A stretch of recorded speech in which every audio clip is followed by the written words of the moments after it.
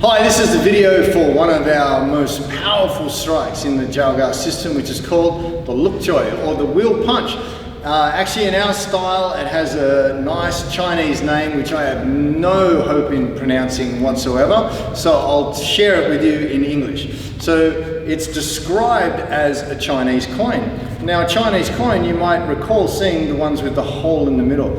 And the reason why I love this description of the strike is because the emptiness in the middle of the coin gives it its weight and value. So the circular action, or the outside of the coin, defines the yang part of the motion, the circular strike, whereas the hole in the middle defines how we should be as practitioners, the yin aspect of the strike when trying to execute it correctly. Now, that mightn't make much sense to you yet, but I hope by the end of this video you'll understand exactly what I mean by the yin and the yang of this technique, and how the circle of the Chinese coin with the hole in the middle perfectly describes the feeling that you should be aiming for when executing a Lok Choi.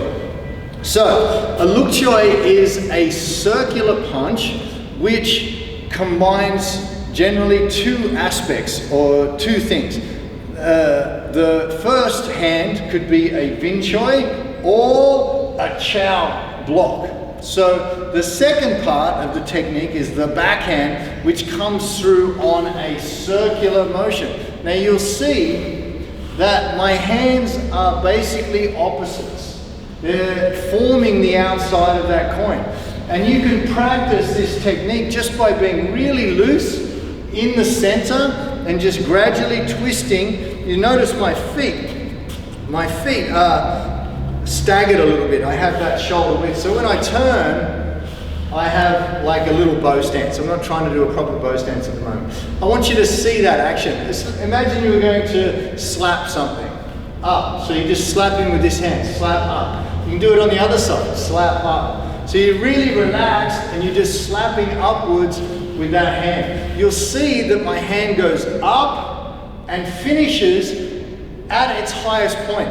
I don't go up and across. It's a gradual rising up to its crescendo at the end of the strike. We don't lift it up and then slap like that. We bring it up in a gradual motion till it finishes just past our face. So practice that, just swing the arms. And you'll see that I'm swinging them through my eye height. I'm looking over my hand. I can't see through my hand when it comes past my face. Then I drop it down, then I bring it up again. Then I drop it down, then I bring it up again. Drop it down, bring it up again. That's how we practice getting the right height and feeling of the technique. Now, let me show you a little bit more structure. Generally, we do this strike from a retreating cross step, turning and spinning into a bow stance. We can also do it on the spot by moving from a horse stance into a bow stance. So remember how to step from horse to bow. Look at the fundamentals section for your stances. We need to measure the bow stance by stepping in 1 foot length and forward 1 foot length, and then twisting on the ball of the feet to get our perfect bow stance. If you hadn't gone over the stance drill for this one, or the stance video, make sure you do before you do this one. This is the bow stance and the horse stance. So let's get that feeling from here. We're just going to step, twist, and then swing the hands up. Step back, step, twist, swing the hands up. That's how we do the Lok Choi. Now let's do it from a guard. We'll use a Jusao guard. I'm going to slap past my face. I'm going to step out. I'm going to use the front hand as a clearing block, so I'm going to use a Bin Choi, this backwards. That's in the fundamental strikes as well. And I'm going to drop this hand down at the back. Now, as I clear with this hand, I start the rotation. I don't finish the rotation though. I want to finish the rotation with this hand. I strike, now turning, I come through, and as I finish, this hand should finish. Wow! And I should be looking over my forearm here. Again, the wrist is straight, not bent. if you hit something, try this on a heavy bag. Go find a heavy bag or something heavy. Actually, don't try it, I'm joking. Imagine if you punch with a full power Lok Choi with a bent wrist onto something heavy, what do you think is going to happen here? Explosion. Don't do it. You'll see very quickly that is an incorrect way to perform a Lok Choi. Our wrist is straight. Our fist, we have the Jalga thumb on top, and we make contact again with the knuckles. So when we strike through, we're looking over our forearm. The fist is at just above eyebrow height, so we're striking the target, soft targets of the head or neck, but we always practice it in our forms and on the pads at our head height. So, look, elbows slightly bent, not reaching out, but also not too close. This is karaoke, this is kung fu. Karaoke, kung fu, karaoke, kung fu. Right, out here. Wrist straight, striking with the knuckles. I strike through the center line as I finish that twist. All right, let's have a look at that again from this side. So where does that yin factor, the hole in the coin, come in?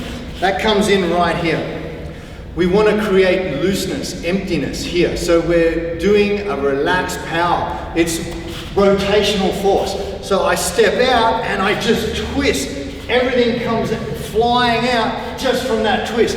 I'm not trying to hit something with my arms. I'm not going like that. No, the power is created from the twisting, and the more relaxed, the more yin you are in the center, the harder you will hit the pads. So stop trying to hit stuff really hard with your arms and try and use your whole body.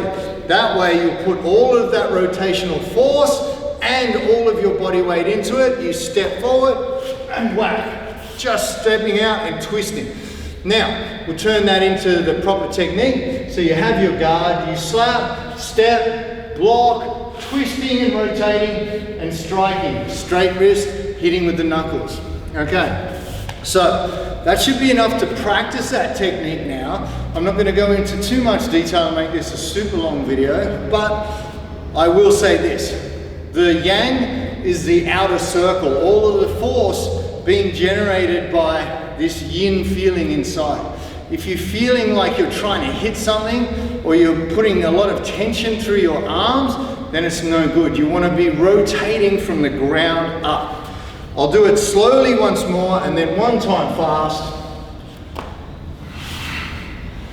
so that you can see it should be relaxed, spinning and rotating from twisting the balls of the feet up through the knees, hips, shoulders and hands. Enjoy the practicing of your Lok Choi.